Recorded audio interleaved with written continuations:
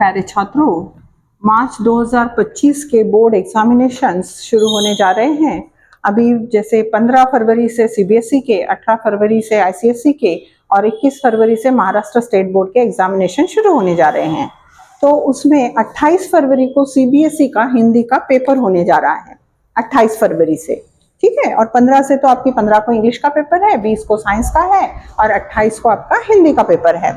तो चलते हैं कि हिंदी का पेपर किस प्रकार से अटेम्प्ट करना है, किस प्रकार से छुड़ाना है, उसकी कुछ जानकारी जो है वो अर्जित करते हैं।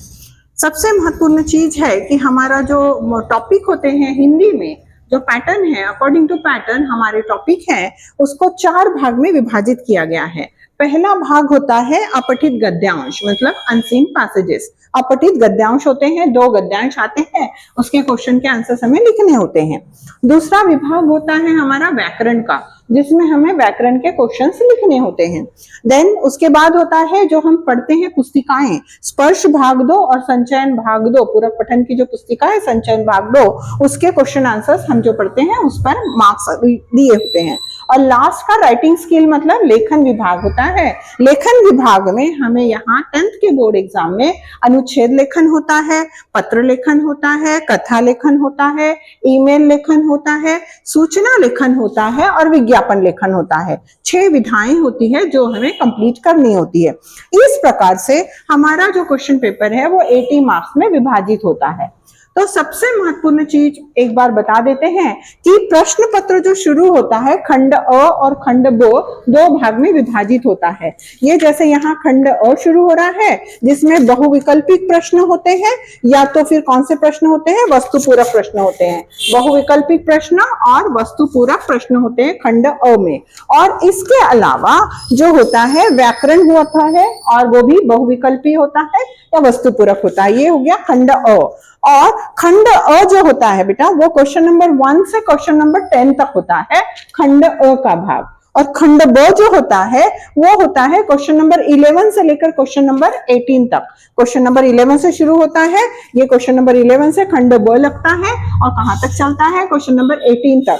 अब इसमें पूछा क्या जाता है, इसमें पूछा जाता है वर्णनात्मक प्रश्न। कौन से वर्णनात्मक प्रश्न? वो प्रश्न होते हैं स्पर्श भाग 2 से तथा संचयन भाग 2 से, और लेखन विभाग की सारी विधाएं इसी में आती है।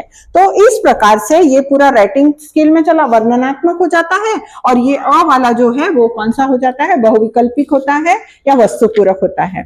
अब सबसे महत्वपूर्ण बात हम आपको बताना चाहेंगे, अगर हमारा क्वेश्चन नंबर 1 जो है वो पैसेज से शुरू हो रहा है, अपठित गद्यांश से शुरू हो रहा है। और आप सभी जानते हैं बेटा ये अपठित होता है। ये 2 पैसेजेस जो आते हैं, ये 2 पैसेजेस में से एक पैसेज हर वक्त सरल होता है और एक पैसेज जो है वो थोड़ा कठिन होता है। तो और ये अपठित होता है तो हमें इसमें ज्यादा समय लग जाता है। तो हम आपको बताना चाहेंगे कि दोनों पैसेजेस जो है, ये पैसेज वाला जो सेक्शन है वो हम बाद में करें तो ज्यादा बेटर है। जनरली होता ऐसा है, जो आंसर्स हमें बहुत अच्छे आते हैं वो अगर आंसर हम सबसे पहले छुड़ाते हैं तो उसका इफेक्ट वैल्यूअर पर बहुत पॉजिटिव पड़ता है। इसीलिए हमें क्या करना है, हमें सबसे पहले खंड ब की तरफ चलना है। खंड ब में क्या होता है, क्वेश्चन नंबर 11 से क्वेश्चन नंबर 18 जो है वो, क्वेश्चन नंबर 11 से क्वेश्चन नंबर 18 जो है वो कहां से शुरू हो रहा है, जो हमने स्पर्श में पढ़ना शुरू किया था। बड़े भाई साहब से लेकर हमने जो पूरी पाठ पढ़े थे, फिर कविताएं पढ़ी थी, कर चले हम फिदा तक की जितनी भी कविताएं पढ़ी थी उसके ऊपर, और हरिहर काका से लेकर हरिहर काका है और लास्ट में टोपी शुक्ला तक के जो पूरक पठन है उनके सारे प्रश्न होते हैं। और आप सभी जानते हैं वो तो हम बहुत अच्छे से कर लेते हैं क्योंकि वो हमारे टेक्स्ट बुक का भाग होता है, तो विधा आप बहुत अच्छे से छुड़ा सकेंगे, वो छुड़ा लीजिएगा। उसके बाद सबसे महत्वपूर्ण चीज जो होती है वो 22 नंबर का हमारा जो लेखन शैली का होता है।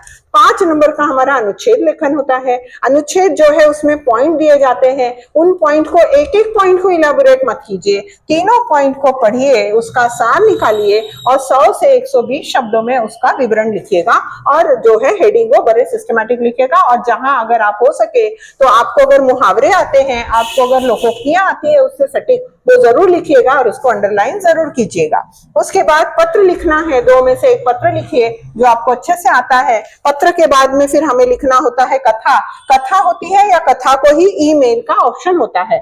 कथा लेखन लिखिएगा या ईमेल लिखिएगा। जो भी कथा अगर आप लिखते हैं तो कथा में 3 भाग डिवाइड करना है। पहला कथा को शीर्षक देना है, उसको अंडरलाइन करना है, वर्णन करना है कथा का, और नीचे सीख लिखना ना भूले, सीख लिखना है और उसको भी अंडरलाइन करना है, या उसको ऑप्शन में और में ईमेल होता है, ईमेल लिखना है। उसके बाद विज्ञापन, 2 में से 1 विज्ञापन बनाना है। विज्ञापन बहुत सटीक बनाना है, बहुत सुंदर।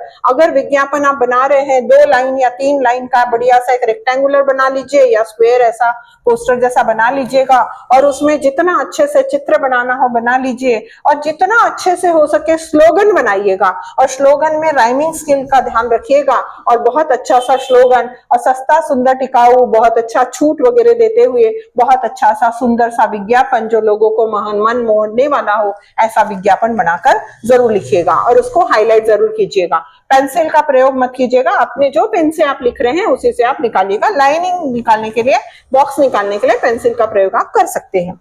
उसके बाद सूचना लेखन, 2 सूचनाएं होती हैं, उसमें से 1 सूचना आपको लिखनी होती है। ये पूरा कंप्लीट हो जाता है हमारा लेखन विभाग। मतलब क्वेश्चन नंबर 11 से क्वेश्चन नंबर 18 हमने अटेम्प्ट कर दिया, मैक्सिमम क्वेश्चन पेपर हमारा सॉल्व हो गया। अब आप आइएगा, कौन सा तरफ आइएगा, अगर हो सके तो ग्रामर क्वेश्चन पहले अटेम्प्ट कर लीजिएगा। ग्रामर के क्वेश्चन बहुत आसान होते हैं और बहुत आसानी से उसके मार्क्स लिए जा सकते हैं। पहले ग्रामर के क्वेश्चन कर लीजिएगा, और लास्ट में जो है अपठित गद्यांश पे आइएगा। पहला गद्यांश पढ़िएगा, और पहले गद्यांश एक बार सरसरी निगाह पर पढ़िएगा, और दूसरे बार क्वेश्चंस पढ़िएगा। और क्वेश्चन में आजकल तो विधा और आसान हो गई है, आपको वहां भी एमसीक्यू पूछे जाते हैं। जो भी सही ऑप्शन होगा उसको टिक करिएगा, और करेक्ट आंसर जो है ऑप्शन के साथ करेक्ट आंसर जो है वो लिख दीजिएगा। इस प्रकार से पूरा क्वेश्चन पेपर छुड़ाइएगा। 2.25 घंटे में आपका क्वेश्चन पेपर हो जाना चाहिए। 2.25 घंटे के बाद जो लास्ट के आपके 15 मिनट बचते हैं, उस 15 मिनट में आपको अपना आंसर पेपर पूर्णतः पहले पेज से लेकर आखिरी पेज तक पूरा आंसर पेपर चेक करिएगा। कहीं कुछ छूट गया है तो त्रुटिपूरक चिन्ह देकर आप उसको लिख लीजिएगा, कंप्लीट कर लीजिएगा। और इस प्रकार सिस्टमैटिक, और जहां आपने आंसर खत्म हो रहा है, अगर समय मिलता है तो जैसे फिल इन द, ये पहला क्वेश्चन नंबर आपने एक क्वेश्चन आंसर खत्म हो गया, उसके बाद आपने लाइन छोड़ के रखी है 2 लाइन, वहां पेंसिल से आप अंडरलाइन भी कर सकते हैं, बाइफरकेशन भी कर सकते हैं, और बहुत सिस्टमैटिकली आंसर शीट को प्रेजेंटेबल बनाइएगा और सबमिट करिएगा। सबमिट करने के पहले पुनः एक बार पूर्णता चेक करिएगा, और फिर ही इन्विजिलेटर के हाथ में सबमिट करिएगा। इस तरीके से अगर आप आंसर पेपर छुड़ाते हैं तो हमें लगता है कि 95 से ऊपर ही आपके मार्क्स मिलेंगे, और बहुत अच्छा आपका पेपर जाएगा। So best of luck for your upcoming exam. Thank you.